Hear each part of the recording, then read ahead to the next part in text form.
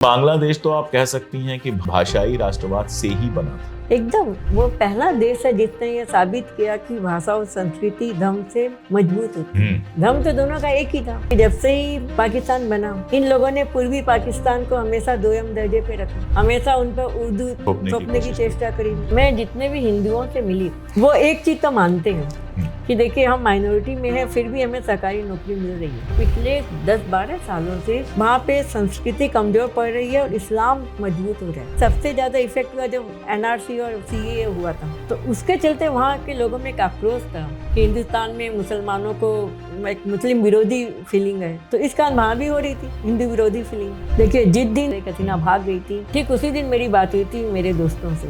बहुत अपसेट थे वो लोग। इमीडिएट जो बतला रही हूँ, मैंने वहाँ के हिंदुओं से बात करी थी।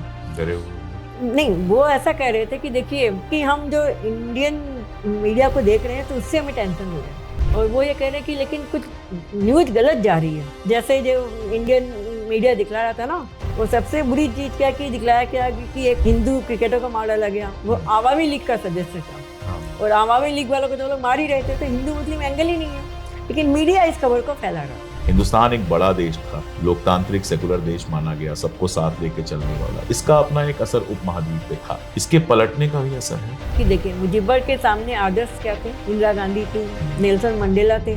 एक व्यापक रूप में एक मानवीय चेतना थी, मानवीय संदेश था, मानव कल्याण की भावना थी, चाहे वो इंदिरा गांधी हो चाहे वो नेल्सन मंडेला हो। लेकिन आज जो शेख हसीना, उसके सामने आदर्श कौन है? मोदी है।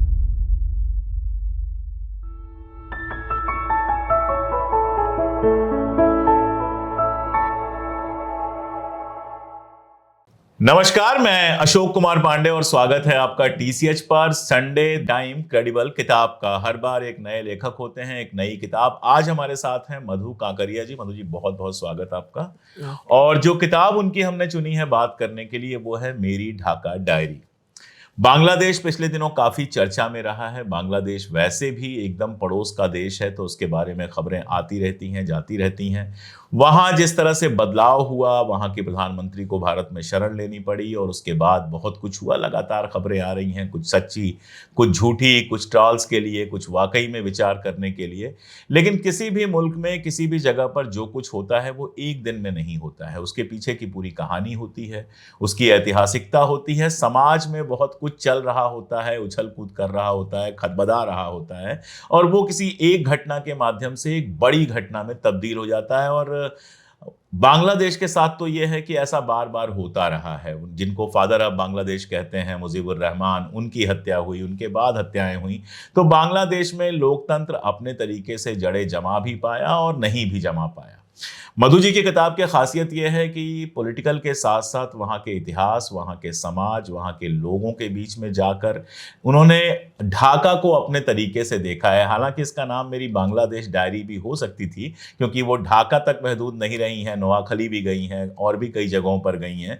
लेकिन ढाका को उन्होंने अपने तरीके से देखा, वहाँ कुछ वक्त गुजारा। तो हमें लगा कि इस किताब पर बात की जाए, किताब के बहाने बांग्लादेश पर बात की जाए और किताब के बहाने मधु जी पर भी बात की जाए। मधु जी, बांग्लादेश कैसे जाना हुआ आपका? वो तो इस किताब में है कि आपके बेटे वहां पोस्टेड हैं, आप वहां गईं। लेकिन जाने से पहले भी तो बांग्लादेश को लेकर बहुत कुछ आपके मन में रहा होगा। जानती थी आप कलकत्ता में लंबे समय तक रही हैं, बांग्ला आपको अच्छे से आती है, मतलब वहां आपने बांग्लादेशी दिखने की भी कोशिश की। वो सब किस्से हैं, इसमें हम आगे बात करेंगे। तो बांग्लादेश को लेकर क्या छवि थी आपके मन में और वहां जाकर कितनी टूटी, कितनी बनी? देखिए, पहली बार मैंने बांग्लादेश का नाम सुना जब मैं क्लास 11 में थी जी। उस समय वो ढाका का मुक्ति संग्राम चल रहा था 70s में, राइट, 71 में जी। हाँ, तो उस समय एक रैली निकली। मैं तब पैदा नहीं हुआ था, मैं 75 में पैदा हुआ। अच्छा। रैली निकली थी, तो मुझे अभी भी याद है कि उस समय चूंकि हम लोग बंगाल में थे तो वहाँ राजनीतिक चेतना काफ़ी अधिक होती है। हाँ, बिल्कुल। और हमारे घर में भी थी, तो बांग्लादेश के बारे में हम लगातार पढ़ रहे थे। तो वो रैली निकली थी, तो उसमें काला बैंड लगा के मैं भी गई थी। अच्छा। और मैंने भी वहाँ पे मुजीबर रहमान जिंदाबाद और ये सब नारे लगाए थे, तो वो छवि थी। फिर उसके बाद जब मुजीबर रहमान, यानी मोदी जी की तरह आप भी दावा कर सकती हैं कि बांग्लादेश वाले मूवमेंट में आप मैं तो शामिल सही थी? नहीं, मूवमेंट में शामिल नहीं थी, रैली में थी जी। और फिर उसके बाद जब वो मुजीबर रहमान को जब ये लंदन से ये वहाँ पे ढाका ले जाया गया तो वो दिल्ली में रुके थे, आपको यदि ध्यान होगा। बिल्कुल बिल्कुल। तो वहाँ पे उन्होंने भारतीय जनता को संबोधित किया था और इंदिरा गांधी के संग नौका विहार भी हुई थी जी। तो वो सारी छवियाँ मेरे अंदर में थी। और ये भी पता था कि जो ढाका जो बना है तो वो एक साझी संस्कृति है हमारी, और रविन्द्रनाथ टैगोर का जो गीत है वो वहाँ का राष्ट्रीय गाना है, रविन्द्रनाथ टैगोर वहीं के थे जी। और भी कई जो बंगाल के हीरो हैं वहीं के थे। तो ये सब चीज़ें मेरे दिमाग में थी। फिर भी मैं थोड़ी दुखी थी कि पता नहीं मुझे ढाका कैसा लगेगा। शेख मुजीबुर रहमान की जीवनी मैंने पढ़ी है, वो अधूरी जीवनी राजकमल ने ही छापी है जी। और वो पढ़ी है, और उसमें जब भी गुरुदेव का नाम आता है, रविन्द्रनाथ टैगोर का नाम आता है, मेरे ख्याल से 2 या 3 बार आया, तो बड़े सम्मान से नाम आया है, किसी अपने की तरह नाम आया है। वहाँ पर कोई हिंदू मुसलमान हुआ नहीं है, मतलब उसको लेकर नहीं हुआ। बाकी तो वो मुस्लिम लीग से जुड़े हुए थे तो वो सारी चीज़ें भी हैं ही।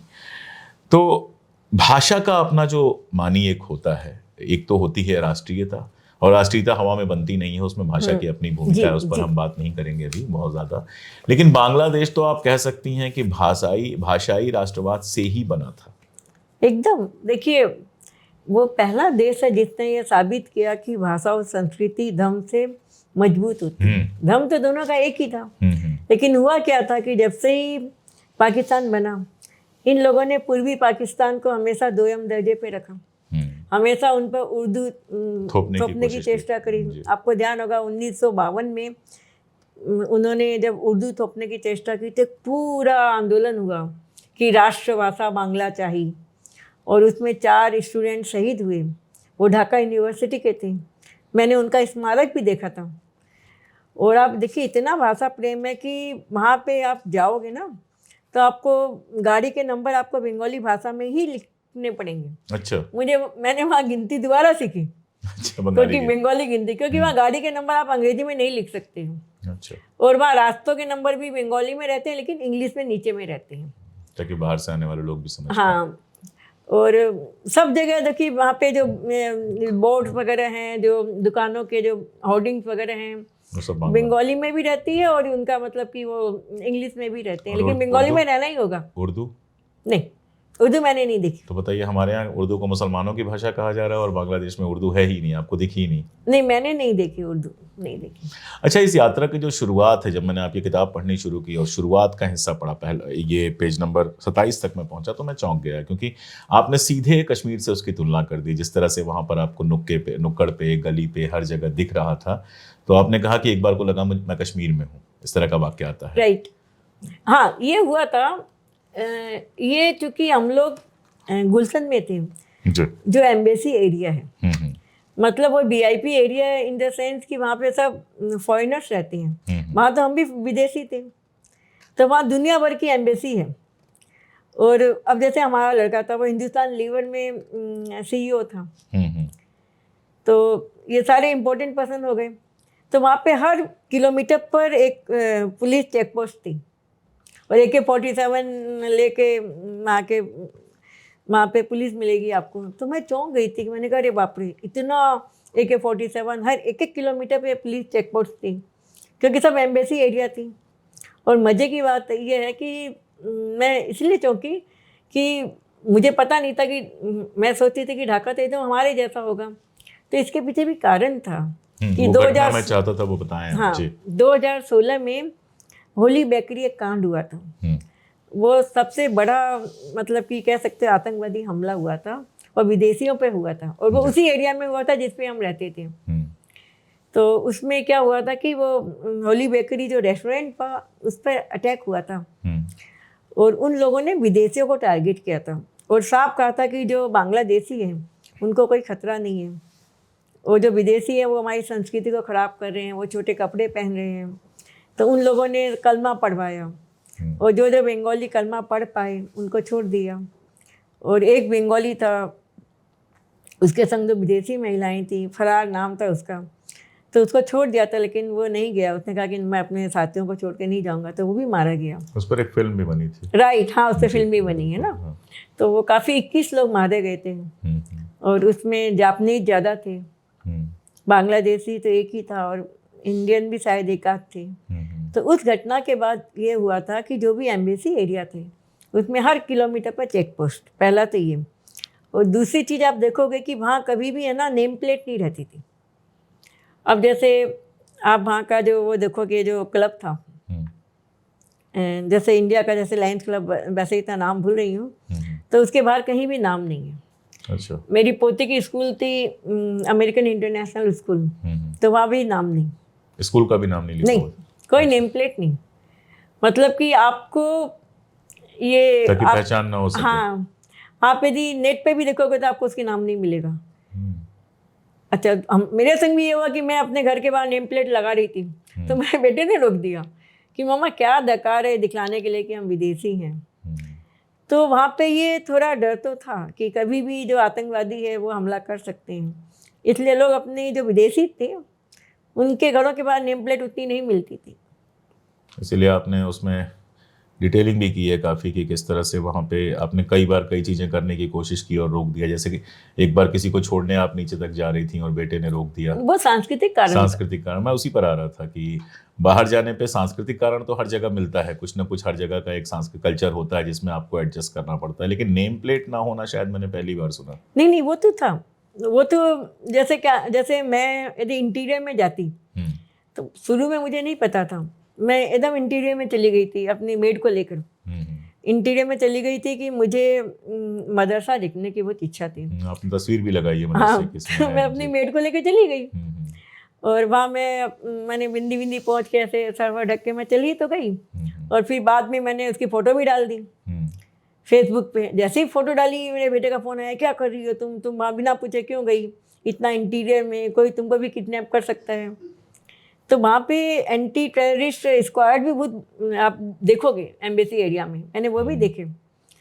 तो वहाँ पे इस प्रकार से लोग सावधानी बरतने को कहते थे, जैसे मुझे इंटीरियर में जाने को मना करते थे, और मैं एकदम शुरू में ही गई क्योंकि शुरू में तो मैं चली गई, बाद में तो मेरे पर भी बंधन लग गए, तो मैं नहीं जा पा रही। अच्छा, दो इंटरेस्टिंग चीज़ें आपने कोट की हैं इसमें। इंटरेस्टिंग तो क्या है, खौफनाक है बेसिकली। जैसे एक आपने बता दिखाया, इसमें 13-14 साल का लड़का है, उसने शेख मुजीब साहब की मूर्ति के साथ कुछ किया है तो उसको सज़ा मिली है। और एक है जिसमें जो उस समय प्रधानमंत्री थी उनकी बिटिया, उनकी किसी नीति की आलोचना करके कोई छात्र लौट के आया और हॉस्टल में उसको बुरी तरह से मार पीट के मार डाला गया।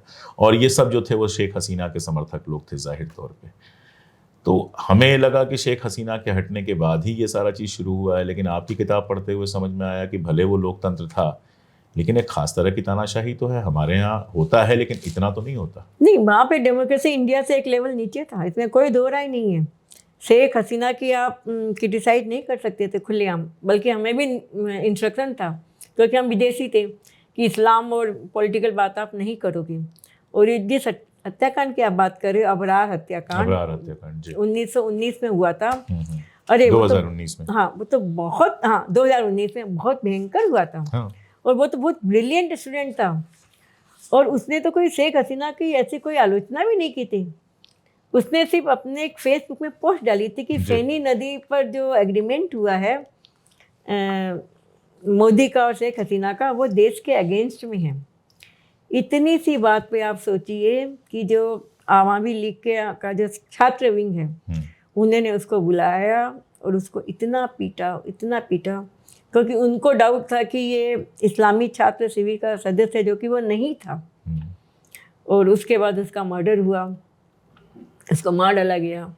लेकिन वहाँ पे एक चीज़ बहुत अच्छी है कि वहाँ के मिजाज में अभी भी विद्रोह है। इसको लेके इतनी वहाँ पे रैलियाँ हुई कि आप सोच नहीं सकते हो। अबरार वाले केस को लेके, अबरार कांड को लेके पूरे अखबार भरे हुए। और उसके संग क्या हुआ कि जो पीछे इसके पहले जो हत्याएं हुई थी जो कैंपस में जो स्टूडेंट्स की, उनका सबका कच्चा चिट्ठा खुला, सारे जर्नलिस्ट लग गए। और आप सोचिए कि 2 साल के अंदर में, बल्कि 15 दिन के अंदर में शेख हसीना ने स्टूडेंट्स के संग मुलाकात करी, उनकी जितनी भी मांगे थी सबको पूरा किया। और सारे जो बच्चे इन्वॉल्व थे वो सभी ब्रिलियंट स्टूडेंट थे क्योंकि वो बुएट कॉलेज बेस्ट कॉलेज था वहाँ का। तो आप सोचिए कि 21 लड़कों को मृत्युदंड दिया गया। अच्छा, और उसकी हत्या के अपराध में 2 साल के अंदर में। और उसमें 12 स्टूडेंट तो आवामी लीग के स्टूडेंट विंग के थे। अच्छा। और 5 को जन्म कारावास मिला। कम से कम ये बड़ी बात है कि और शेख हसीना अपराधियों उसके को सजा परिवार दी। से मिली। शेख हसीना उसके परिवार से मिली। और आप देखिए अपने यहाँ दिल्ली जेएनयू में तो कितना होता है, कोई खबर ही नहीं रहती नहीं, है। सवाल ही नहीं। बनारस में आप देखिए 4 बीजेपी के कार्यकर्ता थे, उन्होंने सारा कुछ किया और जमानत हो गई, अब कोई बात भी नहीं कर रहा उसकी। नहीं, लेकिन वहाँ पे शेख हसीना उसके परिवार से मिली। आप सोचिए 2 साल के अंदर। मेरे रहते ही वहाँ पे 2021 में जब पेपर में आया तो मैं देख के दंग रह गई। 21 लड़कों को जो इन्वॉल्व थे, मृत्युदंड था। छात्र राजनीति वहाँ हमेशा से बहुत इंपॉर्टेंट रही है, क्योंकि शेख मुजीब खुद छात्र आंदोलन से आए थे और छात्र राजनीति वहाँ हमेशा से पॉलिटिक्स में बहुत इंपॉर्टेंस रही है। लेकिन अभी तो उनको जैसे एक प्रकार से उनका राजनीतिक उपयोग हो रहा है ना। जैसे ये जो बच्चे जो इन्वॉल्व थे हत्या में, वो तो हत्यारे नहीं थे, वो तो ब्रिलियंट स्टूडेंट थे, तभी इनका बुएट में एडमिशन हुआ। तो उनको इतना आगे किसने पढ़ाया हत्या के मामले में, या इस प्रकार से उनका निरंकुश होना कि आप एकदम विरोधी को सहन ही नहीं कर सको। अच्छा, वहाँ आप हिंदू बाजार के बारे में, हिंदू त्योहारों के बारे में आपने बहुत कायदे से वहाँ पर घुल मिल कर देखा, सब लिखा। एक बात मैं बार बार जो कहता हूँ वो यहाँ भी कहूँगा कि किताब पे मैं कितनी भी बात कर लूँ, मधु जी कितना भी बता लें, लेकिन असली आनंद किताब को खरीद के पढ़ने में है। बांग्लादेश, ढाका डायरी के बारे में मैं इतना बता सकता हूं कि अगर बांग्लादेश के बारे में आप नहीं जानते हैं, बांग्लादेशी समाज के बारे में आप नहीं जानते हैं, तो ये आपको बहुत गहराई से बांग्लादेश के बारे में समझने का मौका देगी। और एक अच्छी रीड है, आप 3-4 रीडिंग में इसको आराम से पढ़ सकते हैं। राजकमल से पब्लिश है और इसके लिंक वगैरह अमेजन वगैरह के वो हम आपको डिस्क्रिप्शन में दे देंगे। तो वहाँ का जो हिंदू समाज आपने देखा, जैसे एक मुझे किस्सा याद है पढ़ते हुए जो मुझे मिला कि एक महिला से आप बात कर रही थी और उसने कहा कि एक तरफ तो ये हुआ है कि शादी में मेहंदी की रस्म और ये सारा कुछ बढ़ गया है, मतलब कल्चरल जो आदान प्रदान होता है, हम सीखते हैं वहाँ से, वो सीखते हैं हमसे। और दूसरी तरफ ये हुआ है कि आना जाना धीरे धीरे कम हो गया है। होली को लेकर आपने बात की कि पहले होली खेलते हुए निकलते थे, अब किसी ने रोका नहीं, लेकिन हम खुद ही रुक गए। ये अपने आप में जो सेल्फ रेस्ट्रेंट हो जाता है। वहाँ के हिंदू समाज के बारे में शेख हसीना के बाद तो जो हो रहा है उस पर हम बात करेंगे ही, लेकिन जब शेख हसीना का टाइम था, इस तरह का ब्लडी रिवॉल्यूशन नहीं हुआ था, अगर उसको रिवॉल्यूशन कह सकते हैं, तो हिंदू समाज की क्या स्थिति थी वहाँ पर? देखिए, मैं जितने भी हिंदुओं से मिली वो एक चीज़ तो मानते हैं कि देखिए हम माइनॉरिटी में हैं, फिर भी हमें सरकारी नौकरी मिल रही है जी, और हमें सारी सुविधाएं मिल रही है। इस चीज़ को मानते हैं। दूसरी चीज़ वो ये भी मानते हैं कि मिक्स्ड कल्चर है। हाँ। शादी में हल्दी की रस्म भी हो रही है, मेहंदी की रस्म भी हो रही है, लेकिन एक्चुअली हो क्या रहा है कि पिछले 10-12 सालों से वहाँ पे संस्कृति कमज़ोर पड़ रही है और इस्लाम मजबूत हो रहा है। इसके पीछे भी कारण है। पहले जैसे उन लोगों का एक मिजाज था ना, वहाँ के बंगाली मुसलमानों का भी जो मिजाज था वो एक मौजी मिजाज था, मौज मस्ती करने का, या सूफिया इस्लाम था, या एक विद्रोही तेवर थे। लेकिन इन सब पे क्या कि इस्लाम का पानी चढ़ गया, रेडिकल इस्लाम का। हाँ, अब चीज़ क्या होती है कि जो कल्चर है वो तो आपको खोलती है और जो धर्म है वो आपको बांध देता है। मेरे घर में भी आप देखिए कि हमारे घर में पार्टी होती थी, क्योंकि मेरा लड़का हिंदुस्तान लीवर में था, तो क्या होता था कि वहाँ के जो उनके ऑफिसर कहते थे कि सर पार्टी रखिए, वाइन रखिए, क्योंकि वहाँ पे वाइन अलाउड नहीं है। जो लोकल बंगाली हैं वो वाइन नहीं खरीद सकते हैं। अच्छा। दुकानों में भी जो रजिस्टर्ड दुकानें हैं वो भी विदेशियों को देंगी, लोकल बंगालियों को नहीं देती हैं। एयरपोर्ट पे भी आप फॉरेनर्स ले सकते हैं, लोकल बंगाली नहीं ले सकते हैं, राइट। तो हमारे यहाँ वो सब की जाती थी। तो जहाँ 4-5 बैठे हैं, तो जहाँ 3 जने शराब पीना चाह रहे हैं, वहाँ 2 जने रोक देंगे कि इस्लाम में ये निषिद्ध हराम है, ये हराम है। अब जैसे हमारे घर में जो हमारी जो ये डोमेस्टिक हेल्थ थी, शबाना जिसका नाम, वो बहुत अच्छी थी दोनों ही। तो वो हम तीनों मिल के कई बार जैसे रवींद्र संगीत गाते भी थे, नाचते भी थे। तो वो एक थोड़ी कट्टरती कहती थी, नहीं नाचना तो हमारे इस्लाम में अलाउड नहीं है। एक नाचना चाह रही है, एक नाचना नहीं चाह रही है। तो वहाँ पे ये चीज़ रहती है कि संस्कृति खोलती है लेकिन रिलीजन आपको बांध देता है। तो पिछले 10-12 सालों में क्या हुआ है कि सूफियाना इस्लाम कम हुआ है, कट्टरता बढ़ी है। इसके पीछे भी 2 कारण हैं। एक तो वहाँ के लोग काफ़ी जा रहे हैं, सऊदी अरेबिया जा रहे हैं, कतर जा रहे हैं, तुर्की जा रहे हैं, तो वहाँ से पैसा भी आ रहा है, इस्लाम भी आ रहा है। बिल्कुल। और सऊदी अरेबिया तो पैसा दे रहा है कि मॉडल मस्जिद बनवाओ, तो जगह जगह मस्जिद बन रही है। आप देखेंगे कि एक गांव में 6-6 मस्जिद है, लेकिन एक भी नया स्कूल नहीं खुला है और हॉस्पिटल नहीं खुला है। और तीसरी बात क्या कि यूट्यूब के कारण ये चीज़ें बहुत प्रचार में आ रही है कि मोहम्मद साहब कैसे रहते थे, असली इस्लाम क्या है, कट्टर इस्लाम क्या है। तो जो पहले सूफिया टाइप इस्लाम था ना, जिसमें बुद्ध का मध्यम मार्ग भी है, गाना भी है, नाचना भी है, रविंद्र संगीत भी है, बाउल गीत भी है, धीरे धीरे कम हो रहे हैं।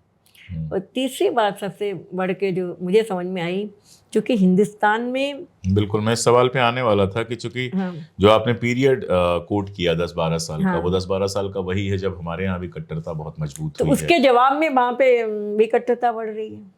हाँ, जैसे हमारे यहाँ लिंचिंग होती है, बाकी सारी चीजें होती हैं, और चीजें बाहर तो जाती हैं। अब तो इंटरनेट है और आप हिंदी में भी लिखते हैं तो उसको किसी भी भाषा में ट्रांसलेट करके पढ़ा जा सकता है। वीडियोस हैं जो वायरल होते हैं। जी जी जी। इन चीजों का कितना असर पड़ता है वहाँ? बहुत असर पड़ता है ना। जैसे एक तो मीडिया खूब चटपटी बना के, सनसनीखेज बना के चीज़ों को फैलाता है। आपसे भी सवाल पूछे गए? हाँ, मुझसे लोगों ने बहुत पूछे जी। मैं चाहता हूँ इस पर थोड़ा विस्तार से बात कीजिए। हाँ, अपना समय लेके आप जैसा चाहें। जैसे मैं वहाँ पे शाम को ना घूमने निकलती थी गुलशन में, जी। ठीक है, और मैं एक बार ढाका यूनिवर्सिटी भी गई थी। दोनों जगह स्टूडेंट्स ने मुझसे पूछा कि मोदी मुसलमानों को क्यों मरवा रहे हैं। मैंने कहा मरवा रहे हैं? बोले हाँ, जो मुसलमान बीफ खा रहे हैं या जो गोकसी में पकड़े गए, सारी खबर है उनके पास। तो मैंने कहा कि नहीं देखो, इसका हम लोग विरोध कर रहे हैं, ऐसा नहीं है कि इसको बहुत समर्थन प्राप्त है, और एकदम ऐसा भी नहीं है कि मरवाया ही जा रहा हो। हाँ, कुछ लोग होते हैं जो एक्सट्रीमिस्ट होते हैं, वो आपके यहाँ भी, हमारे यहाँ भी है। तो ये चीज़ मुझसे कई लोगों ने पूछी। और दूसरी बात है कि सबसे ज़्यादा इफेक्ट हुआ जब NRC और CAA हुआ था, तो उसके चलते वहाँ के लोगों में एक आक्रोश था कि हिंदुस्तान में मुसलमानों को एक मुस्लिम विरोधी फीलिंग है। तो इस कारण वहाँ भी हो रही थी हिंदू विरोधी फीलिंग। तो जिस महिला ने मुझे कहा ना कि पहले हम लोग होली खेलने जाते थे, तो उसके पीछे यही सब कारण थे कि एक दबाव था। अब देखो, वो लोग खुल के बात नहीं करते थे। जब हम लोग खुली जगह में बात कर रहे हैं, तो जहाँ हिंदू मुस्लिम की बात आती हुई धीमे कि आसपास के लोग सुन नहीं ले, तो एक अंदर में डर रहता है उनके कि हम अल्पसंख्यक हैं। और दूसरी बात है कि वहाँ तो 9% ही है, तो उनको और ज़्यादा डर रहता है। जी, लेकिन भाई ऐसे एरिया अलग वाइज नहीं है, वो मेल्टिंग पॉट है, जैसे अमेरिका का है। भारत की जैसे थाली नहीं है कि अलग अलग कटोरिया में अलग अलग जाति के लोग रह जाएं। बस ले दे के हिंदू पाड़ा है और एक नीम टोला है, लेकिन वो भी इतना विकसित नहीं है, सब संगी रहते हैं। मधु जी, मैं कश्मीर में था जब मैं कश्मीर और कश्मीरी पंडित किताब पे काम कर रहा था, तो कश्मीरी पंडित संघर्ष समिति के मित्र हैं हमारे, उनसे बात हो रही थी। तो उन्होंने मुझसे कहा कि जब आप अल्पसंख्यक होते हैं तब अल्पसंख्यक होने का मतलब समझ में आता है। एकदम सही बोला। वहाँ जिस तरह से बवाल होता है, हम यहाँ थोड़े से कश्मीरी पंडित हैं तो हमारे समझ में आता है कि उसका क्या असर होता है। तो भारत के किताब पे हम लौटेंगे। भारत में लगातार दक्षिण पंथ का जो विस्तार हो रहा है, लगातार कट्टरता हो रही है, खासतौर पे सोशल मीडिया पे जिस तरह का पागलपन है, गाली गलौज। बस आइए कि आप ही ने बताया कि बांग्लादेश का जो मुसलमान है वो उर्दू नहीं बोलता, वो उर्दू के मतलब उर्दू के खिलाफ तो वो आंदोलन करके अलग हुआ, एकदम ठीक है। अब इसके अलावा पाकिस्तान को अगर छोड़ दें तो मेरे ख्याल से उर्दू बोलने वाला कोई और मुल्क नहीं है। उर्दू हमारे हिंदुस्तान में ही बोली जाती है, बाकी जहां भी बोला जाता है फारसी बोली जाती है, टर्किश बोली जाती है, अरबी बोली जाती है। जितने भी मुस्लिम मुल्क हैं उठा के देख लीजिए, मलेशिया में उर्दू नहीं बोली जाती, कोई कहीं उर्दू नहीं बोली जाती है। पाकिस्तान में बोली जाती है, वो यहीं से गई है। और पाकिस्तान में अलग एक बवाल है, उस पर तो कभी अलग से बात कर लेंगे कि वहां भी उर्दू से चिढ़ने वाले, नफरत करने वाले बहुत सारे लोग हैं, क्योंकि डोमिनेटिंग जो पंजाबी हैं वो उर्दू वाले हैं, बाकी सिंध हो गया, बाकी सब हो गया, बाकी कोई उर्दू वाले नहीं है। तो असल में उर्दू हिंदुस्तान में बोली जाती है और कहीं नहीं बोली जाती है, अगर इसको देखें। लेकिन आप सोचिए, हमारे एक मुख्यमंत्री उठ के खड़े होते हैं और कहते हैं कि ये उर्दू पढ़ेंगे तो क्या हो जाएंगे, वो शब्दों का उपयोग करना भी बेकार है।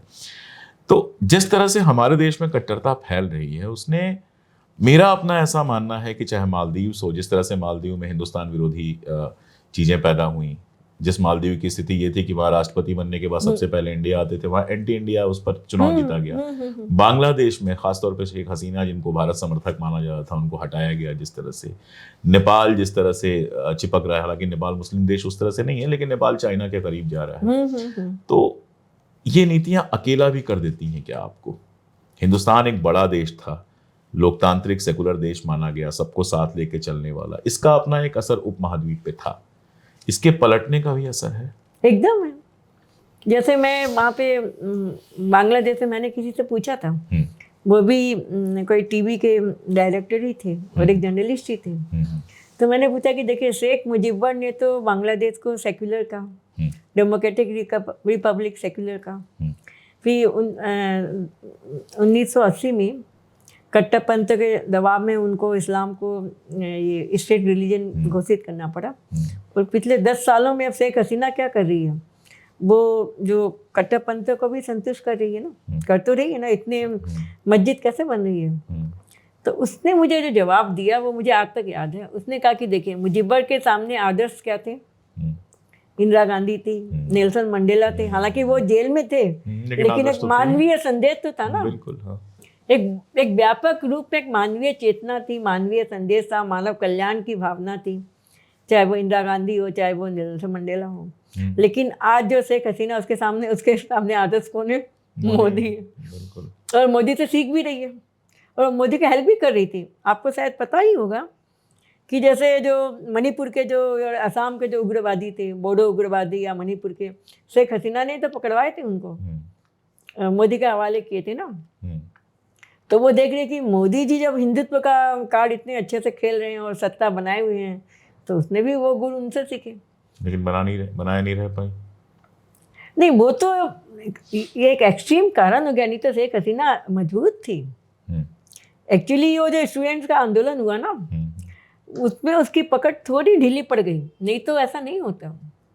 और शेख हसीना के बाद का कुछ और चीज़ें मुझे पूछनी है, लेकिन चूंकि एक क्रम में बात चल रही है, शेख हसीना के बाद का जो बांग्लादेश है, आप गई तो नहीं है अभी, नहीं, लेकिन खबरें तो मिलती ही होंगी जी। तो क्या कैसा है, कितना कुछ बदला है, कितना कुछ वैसा ही है, क्या आप उसको कैसे देखती हैं? देखिए, जिस दिन वो स्टूडेंट्स लोगों का जो एक प्रकार से उन्होंने कैप्चर कर लिया था, शेख हसीना भाग गई थी, ठीक उसी दिन मेरी बात हुई थी मेरे दोस्तों से। तो वो लोग बहुत दुखी थे, क्योंकि बीएनपी, उनको लगा था कि बीएनपी आ जाएगी। बीएनपी है कट्टरवादी, और जिसे कहते हैं ना कि ये लोग हार्डकोर इस्लाम को मानने वाले, बांग्लादेश नेशनलिस्ट पार्टी। हाँ, राइट। तो वो लोग है कि ऐसे हार्डकोर इस्लाम के सपोर्टर है, और जो शेख हसीना थी वो सूफियाना इस्लाम की सपोर्टर थी। तो वो कह रहे थे कि मैं कभी नहीं चाहूँगा कि मेरी बेटी अब ढाका में रहे, मैं नहीं चाहूँगा कि वो बुर्का वगैरह, हिजाब और बुर्का पहने। बहुत अपसेट थे वो लोग, इमीडिएट जो बतला रही हूँ। और मैंने वहाँ के हिंदुओं से बात करी थी। डरे हुए होंगे? नहीं, वो ऐसा कह रहे थे कि देखिए, मैंने उनसे पूछा तो उन्होंने कहा कि हम जो इंडियन मीडिया को देख रहे हैं तो उससे हमें टेंशन हो रहा है। तो मैंने कहा क्यों, आपके यहाँ कोई आगजनी वगैरह नहीं हो रही है कि आप लोग के कोई हिंदुओं को मारा नहीं जा रहा? इमीडिएट की बात बतलाई हूँ। तो उसने कहा नहीं, ऐसा कुछ नहीं हुआ हम लोग के संग कि हमें किसी ने डराया हो, कि धमकाया हो, कि आग लगाया हो। और वो ये कह रहे कि लेकिन कुछ न्यूज़ गलत जा रही है। जैसे जो इंडियन मीडिया दिखला रहा था ना कि ढाका ये इस्कॉन के मंदिर को जला दिया गया, वो एक पुराना होटल था, उसके ढांचे को दिखला रहे थे।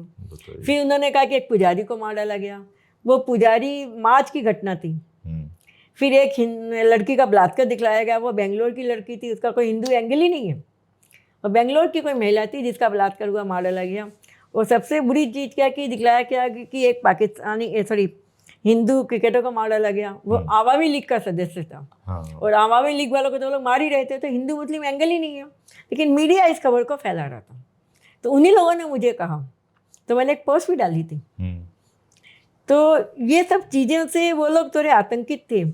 और अभी फिर मैंने फ़ोन किया था, तो उस समय वो ये कह रहे थे कि हमने घर से जाना बंद कर दिया, लेकिन ये नौबत नहीं थी कि वो देश छोड़ के भागने लगे। तो मैंने अभी कल ही एक लड़की को फ़ोन किया था वहाँ की, तो उसने कहा नहीं, मैं सेफ हूँ, मुझे कोई डर नहीं लग रहा है। मैंने कहा ऑफिस में तो आप जा रहे हो? बोले नहीं, हमारे ऑफिस में एनवायरनमेंट अच्छा है, लेकिन हम अनावश्यक बात नहीं करते हैं। तो एक होता है ना कि आदमी सावधान थोड़ा, हाँ, थोड़ा वो हो जाता है। जेनेवा कैंप्स का आपने जिक्र किया है, और मैं बिल्कुल चकित रह गया, बांग्लादेश में जेनेवा कैंप्स और उसमें बिहारी। बताइए थोड़ा दर्शकों को भी। मजे की बात है कि जेनेवा कैंप के बारे में वहाँ के लोग भी उतना नहीं जानते हैं जी।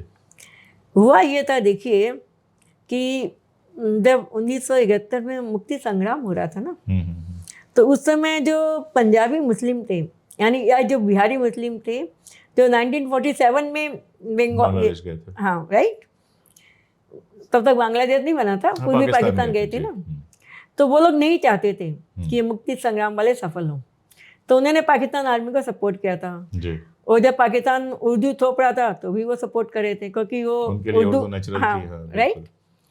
तो वो चीज़ इनके दिमाग में थी। और अब जब मुक्ति संग्राम बांग्लादेश स्वाधीन हो गया तो बंगाली मुसलमानों ने उनको मारना शुरू किया, बहुत मारना शुरू किया।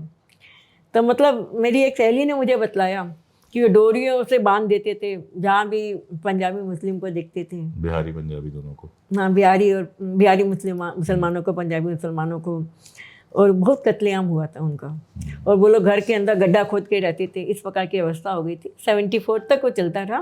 फिर रेड क्रॉस वालों ने उनको बचाने के लिए जेनेवा कन्वेंशन किया और फिर वहाँ पे कैंप बनाए गए जिसे बिहारी कैंप भी कहते हैं। तो वो मोहम्मदपुर में मैं गई थी और एक मोहम्मदपुर में, एक मीरपुर में। तो वो कॉन्सेंट्रेशन कैंप जैसे तो नहीं है, लेकिन उस समय की गवर्नमेंट ने क्या किया, इनसे इनकी पहचान छीन ली। अच्छा। मतलब इनसे इन पासपोर्ट छीन लिया गया, इनको वोटिंग राइट छीन लिया गया, क्योंकि आक्रोश था ना।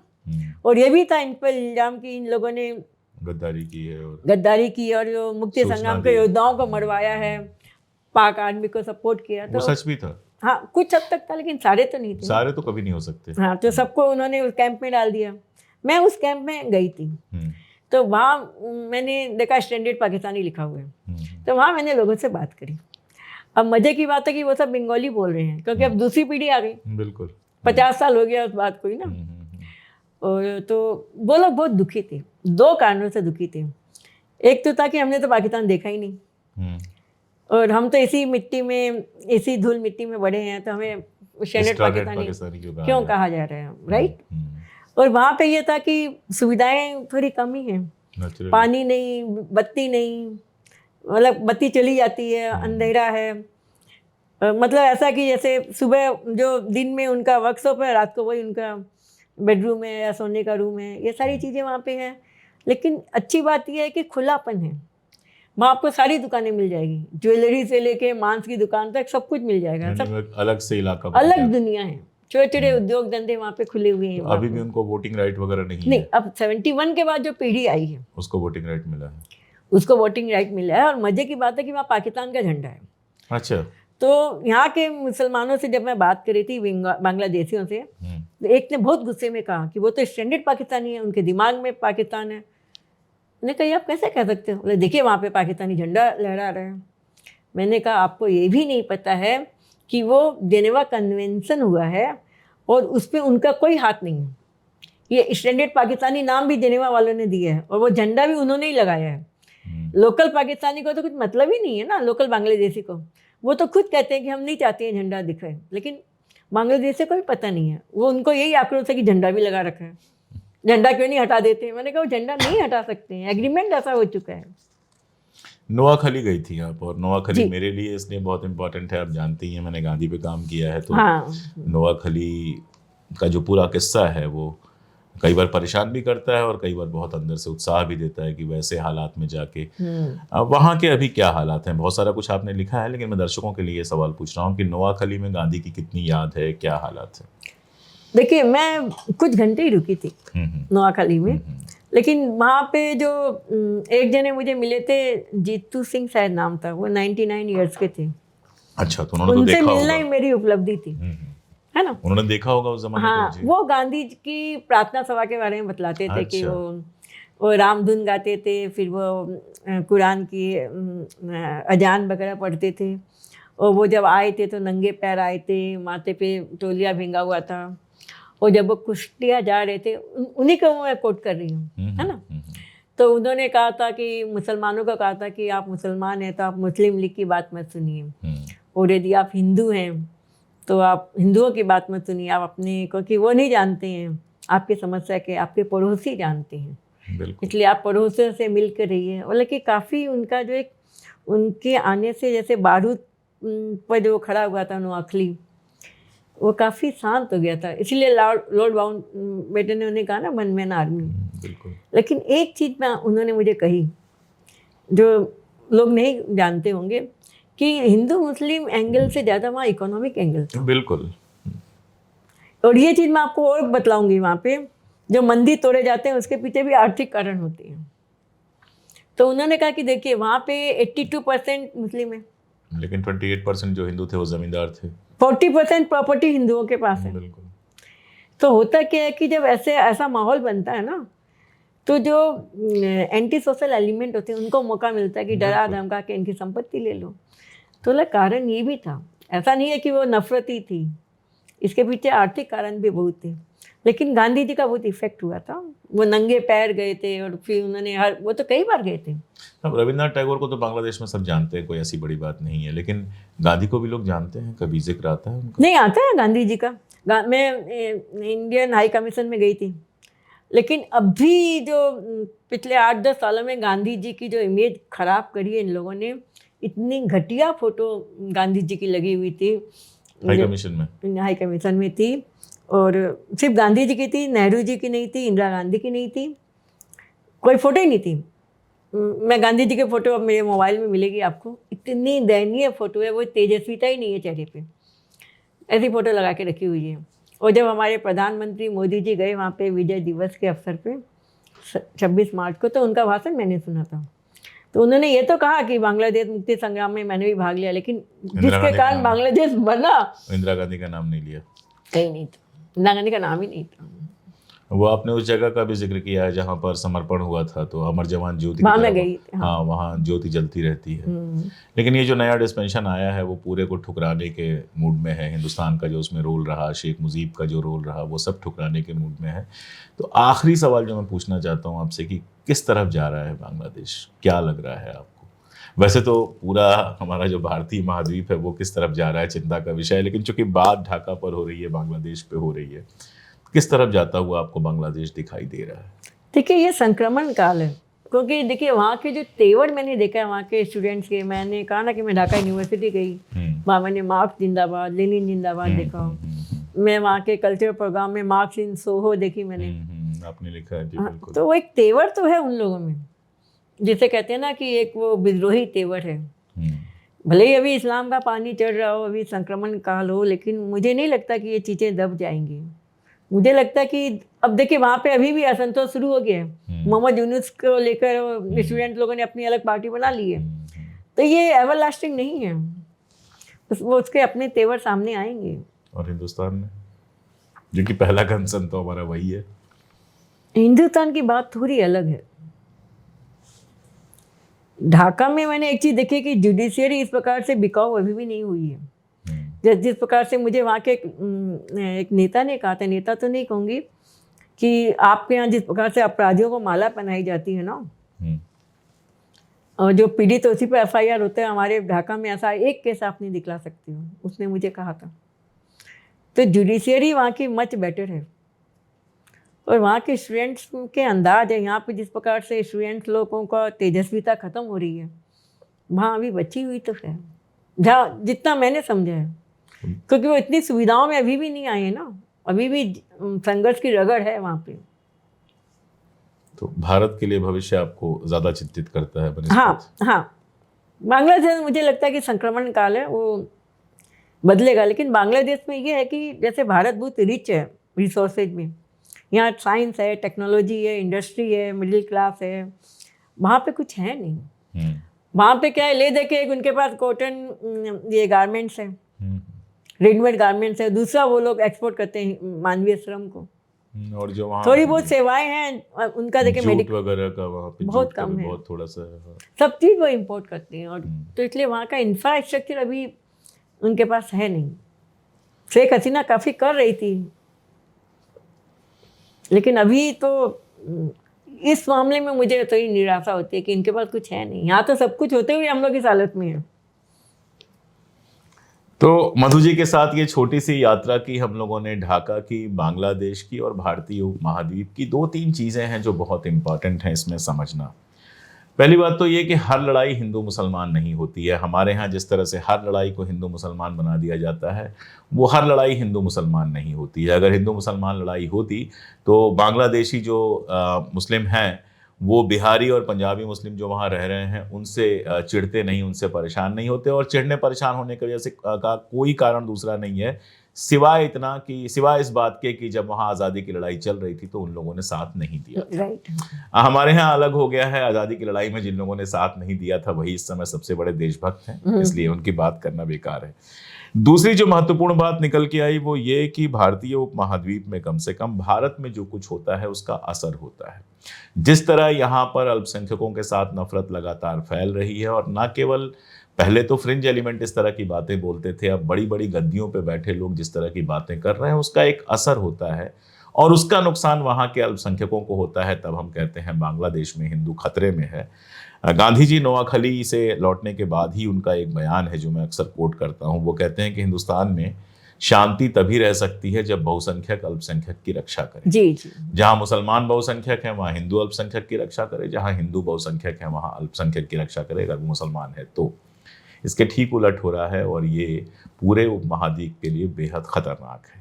और तीसरी बात ये कि एक लेखक जब किसी देश में जाता है तो वो सिर्फ पर्यटक नहीं होता है, वो वहाँ की नब्ज थामने की कोशिश करता है। जिस तरह से आप इसमें देखेंगे, तस्वीरें हैं स्क्रीन पे देख सकते हैं आप, जिसमें वहाँ के मदरसों में आप गई, वहाँ के जो हिंदू बाजार थे वहाँ गई, ढाकेश्वरी का मंदिर था वहाँ गई, जिनेवा कैंप पे हम लोगों ने बात की। तो बांग्लादेश की एक पूरी फील, बांग्लादेश का इतिहास, वर्तमान और वहाँ की सामाजिकता को अगर समझना चाहते हैं तो मैं फिर कहूँगा बहुत सस्ती सी किताब है ये। मात्र 300 रुपए की किताब है, मेरी ढाका डायरी। आसानी से अमेजन, फ्लिपकार्ट 240 है इनका। इस पे 30% 299 इस पे लिखा हुआ है। बाकी छूट 240, बाकी छूट तो आपको मिल ही जाएगी वहाँ पे देखेंगे तो, और आसानी से ये मिल जाएगी। और मुझे लगता है कि 3 या 4 दिन अगर आप 2-2, 3-3 घंटे देंगे तो ये किताब आप पढ़ सकते हैं और पढ़कर संभाल कर रखने वाली किताब है, क्योंकि इसमें कोटेबल कोट्स हैं और बहुत सारे ऐसे रेफरेंसेज हैं जो काम आएंगे। तो मधु जी, आप मुंबई से दिल्ली आई और हमारे स्टूडियो में आई, बहुत बहुत शुक्रिया आपका और बहुत शुभकामनाएं। मैं चाहता हूँ ये किताब बहुत दूर तक जाए, इसको खूब पढ़ा जाए। लेखक की सफलता यही होती है, बाकी सब तो अलग सी चीज़ है। बहुत शुक्रिया।